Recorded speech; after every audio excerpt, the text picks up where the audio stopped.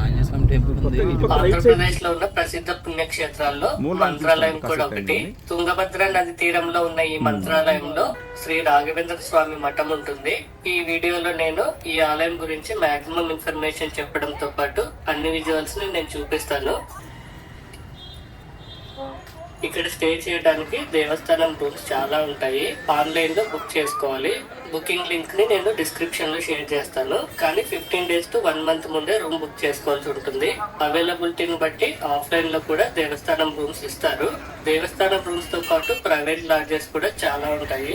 బుధవారం మధ్యాహ్నం నుండి ఆదివారం ఈవినింగ్ వరకు ఇక్కడికి ఎక్కువ మంది భక్తులు వస్తుంటారు. ఆఫ్లైన్ లో అంత ఈజీగా రూమ్స్ దొరకవు.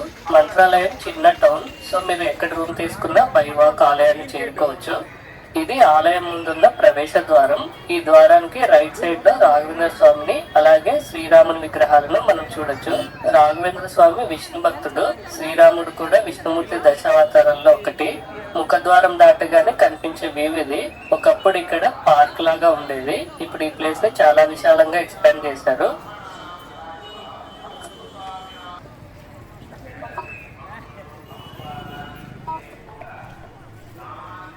మొత్తం గోల్డ్ కలర్ పెయింటింగ్ తో చాలా అద్భుతంగా కనిపిస్తుంది.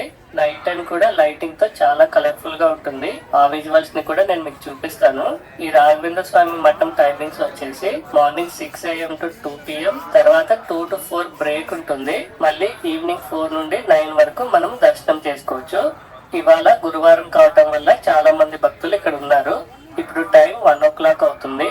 ఆల్రెడీ వీళ్ళంతా స్వామివారిని దర్శనం చేసుకుని వచ్చారు. మేము ఈవినింగ్ 4 కి దర్శనానికి వెళ్తాము. ఈ ప్లేస్ కి రెండు వైపులా ఉన్న గోడల పైన అద్భుతమైన 3D పెయింటింగ్స్ ని క్రియేట్ చేశారు.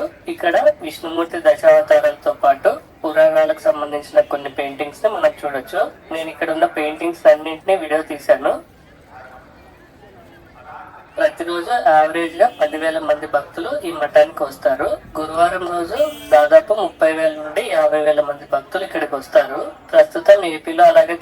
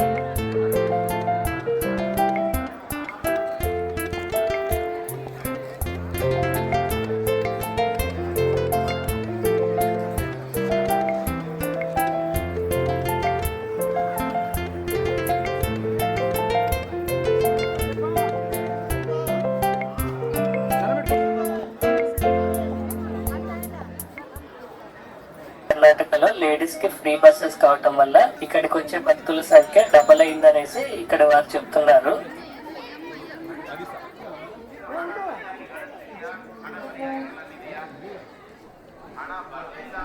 ఈ ఆలయానికి బ్యాక్ సైడ్ వస్తే తుంగభద్ర నది దగ్గరికి వెళ్తాము. ఇదే తుంగభద్ర నది. ఇక్కడికి వచ్చిన భక్తులందరూ స్వామివారిని దర్శనానికి వెళ్లే ముందు ఇక్కడ స్నానం చేసి వెళ్తుంటారు. కొత్తగా వచ్చే వారి కోసం చెప్తున్నాను, ఇక్కడ వాటర్ లో చాలా పెద్ద పెద్ద బండలు ఉంటాయి. ఎక్కడ ఎలాంటి హోల్స్ ఉంటాయో మనం ఎక్స్పెక్ట్ చేయలేము. సో లోపలి వరకు వెళ్లకుండా స్టెప్స్ దగ్గర స్నానం చేసి వెళ్తే బెటర్. 2 to 4 బ్రేక్ టైం కావటం వల్ల మేము రూమ్ లో కాసేపు రెస్ట్ తీసుకొని 4 కి ఆలయానికి వచ్చాము. ఈ ఆలయం ఎంట్రన్స్ లో పెద్ద స్క్రీన్ ఉంటుంది. ఆలయం లోపల జరిగే విజువల్స్ అన్ని ఇక్కడ ప్లే చేస్తుంటారు. భక్తుల రద్దీ ఎక్కువగా ఉన్నప్పుడు ఆలయం లోపల జరిగే కార్యక్రమాలన్నీ ఇక్కడ నుండి చూడొచ్చు. ఆలయం ముందు రైట్ సైడ్ లో మంచాలమ్మ సన్నిధి ఉంటుంది. ఫస్ట్ మనం ఈ అమ్మవారిని దర్శించుకోవాలి. ఈ అమ్మవారు పార్వతీదేవి స్వరూపం. ఇక్కడి నుండే కాకుండా మనం లోపలికి వెళ్లి కూడా అమ్మవారిని దర్శించుకోవచ్చు. ఈ అమ్మవారి సన్నిధి పక్కనే సర్వదర్శనానికి ఎంట్రీ ఉంటుంది. మనం క్యూ లైన్ నుండి లోపలికి రాగానే లెఫ్ట్ సైడ్ కి వెళ్లి మంచాలమ్మను దర్శించుకొని ఇక్కడ కనిపించే స్టెప్స్ నుండి రావాల్సి ఉంటుంది.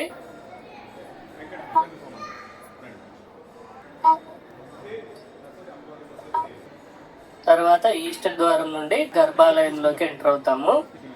ఈ ఆలయానికి సాంప్రదాయ దుస్తుల్లో మాత్రమే రావాల్సి ఉంటుంది. అలాగే మగవారు స్వామివారి దర్శనానికి వెళ్లే ముందు షర్ట్ తీసేసి వెళ్ళాలి.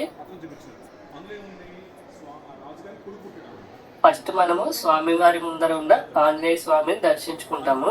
తర్వాత శ్రీ రాఘవేంద్ర స్వామిని దర్శించుకుంటాము. 1671 లో ఇక్కడే స్వామివారు తన శిష్యుల ముందు జీవ సమాధి అయ్యారు. అప్పటి నుండి ఈ చిన్న గ్రామం పుణ్యక్షేత్రంగా మారింది. స్వామివారి జీవ సమాధి ఉన్న ఈ గర్భాలయాన్ని బృందావన అని పిలుస్తారు. మనం స్వామివారిని దర్శించుకున్న తర్వాత నార్త్ సైడ్ ద్వారం నుండి బయటకు వస్తాము.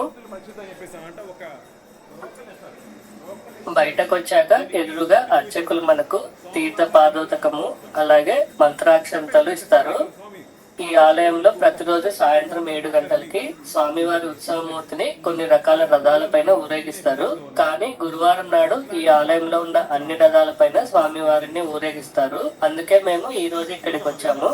ఈ గురువారం నాడు కొన్ని వేల మంది భక్తులు ఆలయానికి వస్తారు. ప్రతి గురువారం ఇక్కడ పండగ వాతావరణం లాగా ఉంటుంది. ఊరేగింపు స్టార్ట్ అవడానికి ముందు ఈ ఆలయంలోని అన్ని విజువల్స్ ని చూద్దాము. ఇదంతా నార్త్ సైడ్ వ్యూ. ఇప్పుడు మీరు చూస్తున్న ఈ ఆలయం కన్స్ట్రక్షన్ అంతా కొన్ని సంవత్సరాల క్రితం రెనోవేట్ చేశారు. మేము చిన్నప్పుడు వచ్చినప్పుడు అయితే చాలా డిఫరెంట్ గా ఉండేది. ఇది ఈస్ట్ సైడ్ వ్యూ. ఆలయ గోడల పై భాగంలో ఉన్న శిల్పాలకు గోల్డ్ ప్లేట్స్ ని ఏర్పాటు చేశారు. చూడటానికి అయితే వ్యూ చాలా బాగుంది. ఈస్ట్ అలాగే సౌత్ సైడ్ లో ఈ గోల్డ్ ప్లేట్స్ ని ఏర్పాటు చేశారు. ఇది సౌత్ సైడ్ వ్యూ. ఇటు సైడ్ ఉన్న ద్వారం నుండే ఉత్సవ మూర్తిని బయటకు తెస్తారు. ఈ ద్వారం గడప పైన దశావతారాలను చాలా బాగా క్రియేట్ చేశారు.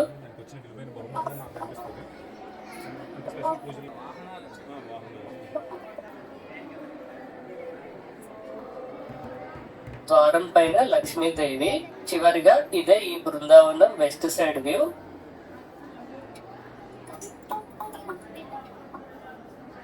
ఇక్కడితో ఈ ఆలయాన్ని అన్ని వైపుల నుండి మనం చూసాము.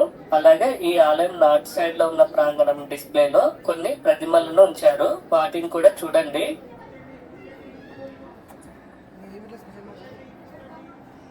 ఇక్కడ బంగారు సింహాసనం పైన శ్రీరాముని మనం చూడొచ్చు. సేమ్ ఇలాంటి శిల్పాన్ని మనం ఆలయం ముఖద్వారం దగ్గర చూసాము. చాలా అద్భుతంగా ఉంటుంది. ఇక్కడ వెండి సింహాసనం పైన రాఘవేంద్ర స్వామి వారు.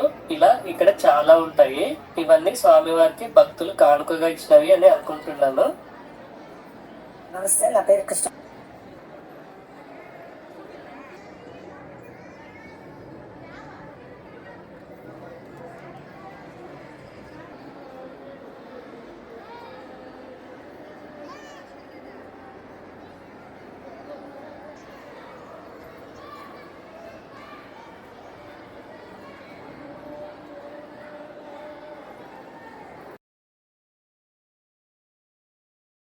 ओम त्र्यंबकम आवाहयामि। ओम दामोदरम आवाहयामि। ओम दामोदरम आवाहयामि। चल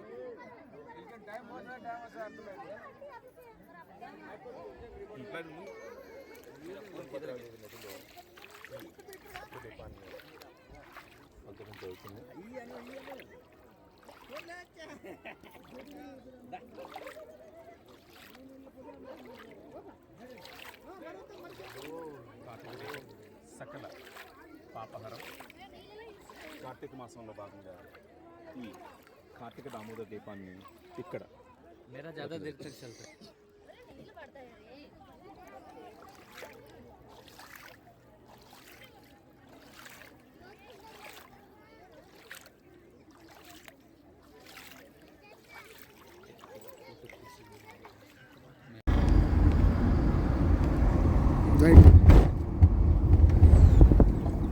వచ్చా అబ్బాయి ఊళ్ళోకి